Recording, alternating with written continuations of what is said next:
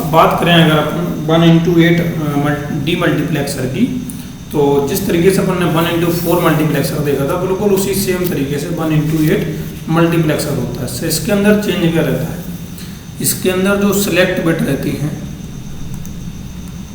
Select signal मान लो या select bit मान लो, उसको सिलेक्ट सिग्नल इसके अंदर सिग्नल जो है वो 3 रहते हैं। तो इसीलिए इसके जो आउटपुट सिग्नल हैं, आउटपुट सिग्नल वो 8 रहते हैं। इनपुट सिग्नल तो हमेशा एक ही रहता है, क्योंकि ये 1 to many वाला अपन पढ़ रहे हैं डी मल्टीप्लेक्सर। तो इनपुट सिग्नल अपना एक ही रहता है। तो अभी इसका ट्रुथ टेबल देखते हैं, ट्रुथ टेबल किस तरीके से बनती है। इस चीज़ को अपन ने देख लिया, तो अपन इसको बनाते हैं, थोड़ा सा और एक्सपेंड करते हैं, थोड़ी बड़ी बन सकती है। और इस तरीके से अपन टेबल बनाते हैं। सबसे पहले बनाते हैं सिलेक्ट सिग्नल S2, एक और सिलेक्ट सिग्नल S1, S0। थोड़ा सा टेबल बनाने में थोड़ा वीक हूँ, तो माफ कर देना। और फिर अब इसकी टेबल देखते हैं, वो आउटपुट सिग्नल देखते हैं Y7। जैसे कि मैंने बताया था कि 8 आउटपुट आएंगे, तो Y6, Y5, Y4, Y3, Y2, Y1, I hope जगह बचेगी बहुत ज़्यादा, Y0। इतनी जगह ये कट्टस कर देते हैं, इतनी जगह जो फ्री की है। कैसी है जी, फ्री, इसको बिल्कुल फ्री में है सबके लिए। डेटा लिखते हैं 0 0 0 0 1 1 1 1। ये आप कई बार बना चुके हैं। 0 0 1 1 0 0 1 1 0 1 0 1 0 1 0 1। ये अपन पहले भी कई बार बना चुके हैं। तो जब Y7 की बात आएगी, तो यहाँ पे 0, यहाँ पर भी 0 0 0 0 0 0, और केवल डेटा अपन को यहाँ पे मिलेगा। ये क्योंकि अपन Y7 की बात कर रहे हैं। जिस तरीके से अपन ऊपर बढ़ते जाएंगे, इस तरीके से डेटा भी बढ़ता चला जाएगा। अगर Y6 की बात करें, तो यहाँ पे 0 मिलेगा, यहाँ पर भी 0, यहाँ पर भी 0 0 0, और यहाँ पर डेटा, फिर यहाँ पे 0। तो इसी तरीके से अपन 0 0 और यहाँ पर डेटा। तो अगर वैल्यू देखें तो 1 2 3 4 5 6 7 8 अंक आने हैं, तो इसके अंदर तीसरे पे वैल्यू आएगी, और उसके बाद चौथा 0, पांचवा 0, छठवां 0, सातवां 0 और आठवां 0। इसको दिल पे मत लेना कि इसमें नंबर ऑफ मतलब थोड़ा ऊपर नीचे हो रहा है लिखने में, लेकिन बस इतना ध्यान रखना 8 0 रहेंगे, और इसके अंदर 1 में डेटा रहेगा।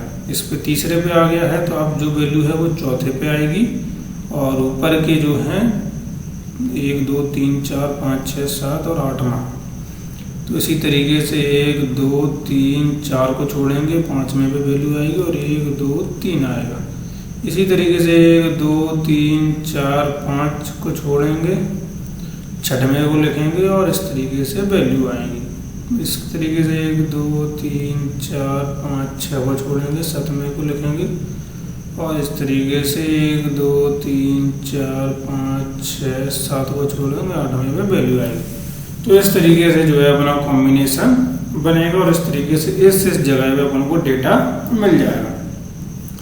अब बात करें इसके एक्सप्रेशन की।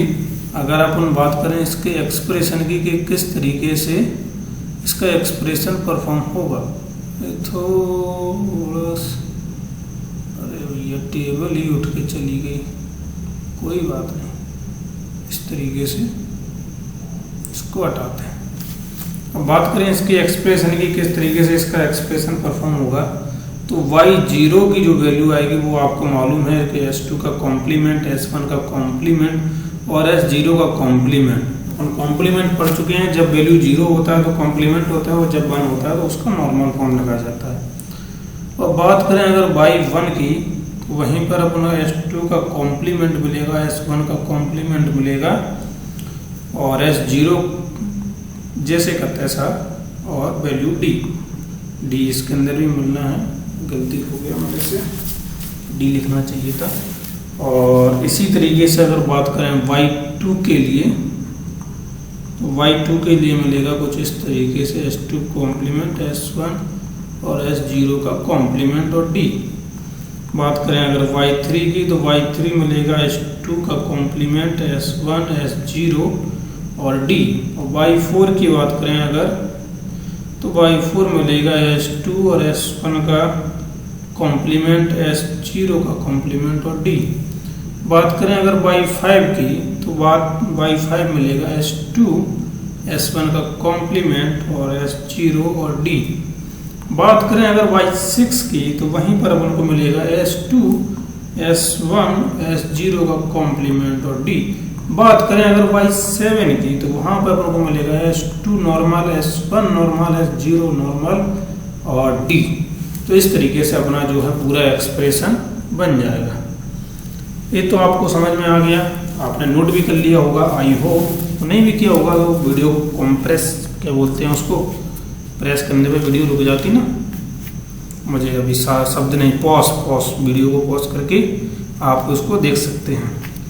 अब बात आती है इसकी डायग्राम की, किस तरीके से इसका डायग्राम बनेगा।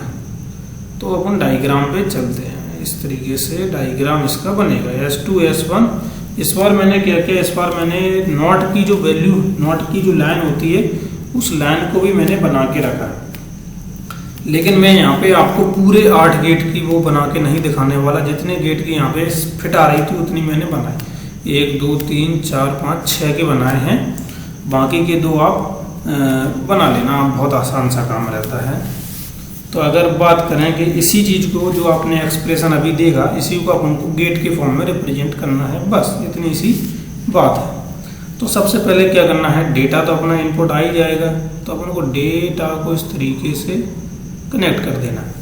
इसके बाद S2 S1 और S0 तीनों का अपन को कॉम्प्लीमेंट यहाँ पे टच करना है। तो इसका कॉम्प्लीमेंट लिया सबसे पहले, फिर इसका भी कॉम्प्लीमेंट ले लिया, और इसका भी अपन ने कॉम्प्लीमेंट उठाया, ले जाके इससे जोड़ दिया। तो इस तरीके से अपन ने तीनों के कॉम्प्लीमेंट जोड़ दिए, और यहाँ पे जो वैल्यू आई वो y0 हो गई। अब दूसरे से अपन ने जोड़ा, दूसरे से जोड़ने के बाद y1 की वैल्यू क्या आएगी, y1 की आएगी S2 का कॉम्प्लीमेंट S1 का कॉम्प्लीमेंट।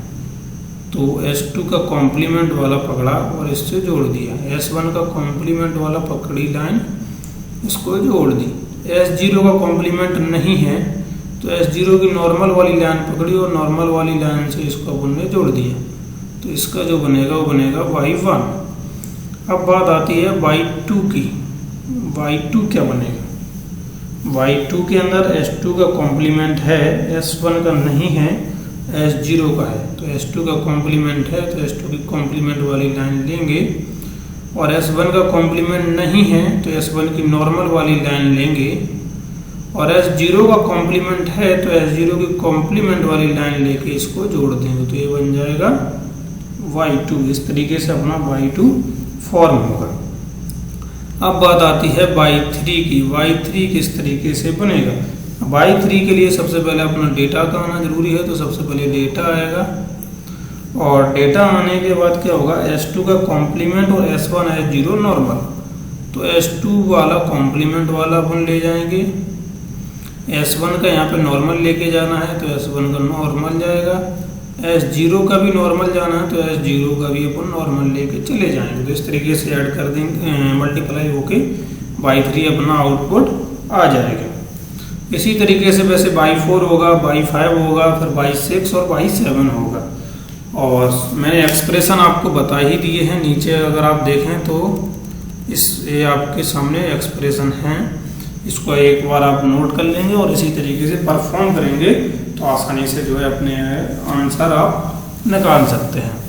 तो आई होप 1/8 डीमल्टीप्लेक्सर भी आपको समझ में आया होगा, और चीज़ें आसान हैं और भी आसान बनती जाएंगी धीरे धीरे, जैसे जैसे अपन डिकोडर और इनकोडर के बारे में आने वाले चैप्टर के अंदर पढ़ेंगे। ओके, मिलते हैं वो नेक्स्ट वीडियो में।